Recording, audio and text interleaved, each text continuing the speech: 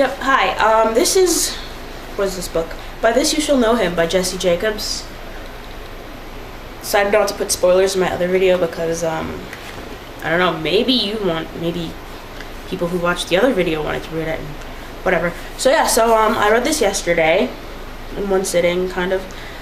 It was pretty cool. I liked it. Well, not colorful, but it's really artsy. I like that. The hipster in me was really happy in that fact. And also, I kind of want to say that the strangeness kind of, I guess, makes it harder to process or easier to process like the strangeness of it. Like it's very strange. It is a very strange thing to read. Like very strange pictures to experience. It's just pretty odd. Like some of the sentient creatures in here, the shapes of them are just odd. Like I know their teacher is like this big geometric figure here. This is like the teacher right here. And it's like really, but anyways, yeah, I read this. Basically what happens in it is it's kind of like it's a creation story pretty much. You've got a couple characters in here. The main characters, I guess, are Ablavar and Zantek. They're two of these aliens. I don't know if you can see that very well. There's Ablavar hugging the octopus and Zantek, the angry one. So basically what you have is every so often what'll happen is these aliens will be they'll have it's kind of like I want to say science fair, because they show off their projects to everybody and like everybody basically gives them feedback on their projects. So Zantek shows off his project, which not exactly sure what it was, something silicone based, which was cool. Everybody's like, yeah, Zantek, that's pretty cool. And Ablavar shows off his project and they're like, okay, this is nice, what is it? And it's basically they're walking on prehistoric Earth, which is your dinosaurs and stuff, and they're all like, what exactly gave you the idea to work with substandard molecules or substandard substandard stuff, right? And then he's like, I don't know, I just like working with carbon. It's all really cute. He made the dinosaurs. They're like, oh, these are nice. Yeah, nothing special. It's not like Zantek's awesome thing he made there. And Zantek's all there. He's dissing them. I think he actually ends up snapping the neck of one of the dinosaurs, and he's just mean. And then he leaves, and then Blorax, I think, is hanging around. Ablavar and Blorax are buddies, I guess. Blorax, as in the elephant. And Blorax is hanging around, and he's all like, Ablavar, Zantek didn't mean it. He's just a dick and stuff like that. And I think that brings to mind one of the interesting aspects of the book is that even though like these creatures can be defined as gods, and at some point there's some humans there too, somebody and his brother.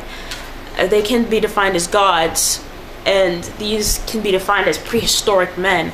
The casual modernity of the way they converse is actually, I think that's kind of cool. It's it makes things a little more personable in that aspect, which I think is neat because usually if you have something odd, and then if the language estranges that from you, you can't really feel it as well as if you have something odd and the language helps to keep it more personable. So I really like that about how they spoke and how like everything was. So after Zantek disses the dinosaurs and like leaves, what you have is Ablavar. He's really sad, so what he does, he ends up calling down some meteors and scrapping his entire project. Haha, I get it. Yeah, so then he makes animals, and animals are really cool, and Ablavar and Zantek are just chilling on the planet's surface. They're all like, oh, these are really nice, check this out, look, they even make more of themselves, like they're reproducing. It's really awesome. And then everybody's coming down, they're like, oh, they're so soft, oh, they're so cute, this is a really big improvement, yeah, this is really great, everybody just loves these things. And Zantek's like, oh my gosh, he's getting like all the attention.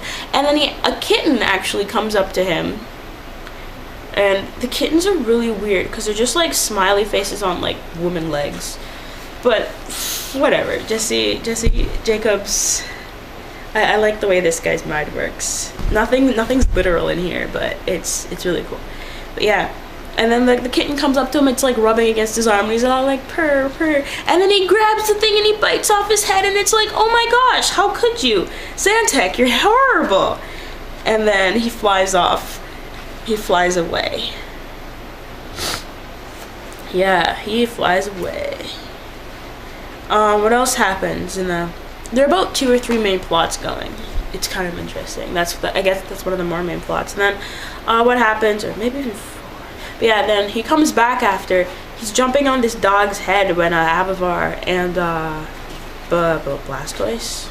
Blorax, there we go. When Abavar and Blorax are just chilling on the planet and looking at this dog, and some puppies are born, and they're all like, oh, nice puppies. And then Zantac comes out of nowhere. He's jumping on the dog's head. They're all like, Zantac, no! And they come, and the dog just does one of these and like flips him up and like eats him. And they're like, oh no, Zantac! It's like he was an asshole, but he didn't deserve to go out that way. But then like something happens, and then more stuff happens, and then some other stuff happens. And I'm not exactly sure how to explain that, but Zantac is okay in the end. Zantac is still a dick, but something happens. And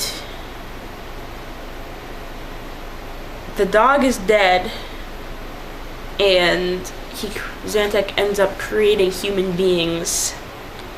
Then they start killing stuff, and they start building stuff, and Zantac also is instrumental in encouraging human beings to kill. And at one point, there's this one scene where he's with like these 2 like human kids.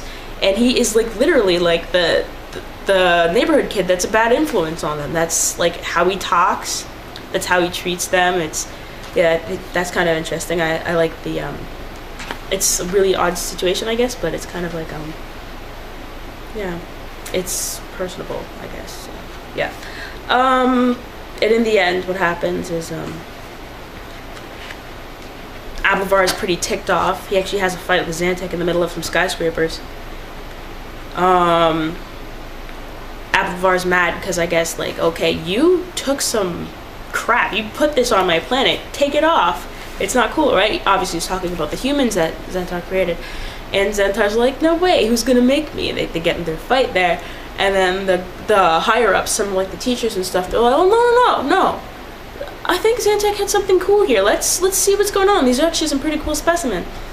And then the last picture you get is everybody leaving except for Ablavar. Ablavar is just kind of standing there in the middle of like a super highway, and he's just standing there with his eyes closed. There's the super highway. It's really sad. I thought it was sad, but it was, I don't know if it's like sad per se, but I guess maybe melancholy, you could say. I don't know. But yeah, no, it's disheartening, maybe. Did I use that? Yeah, anyways, let's speak 8 minutes about this book. So, if you manage to get your hands on a copy, you should probably read it. I enjoyed it. You could maybe enjoy it as well. So, yeah. See ya.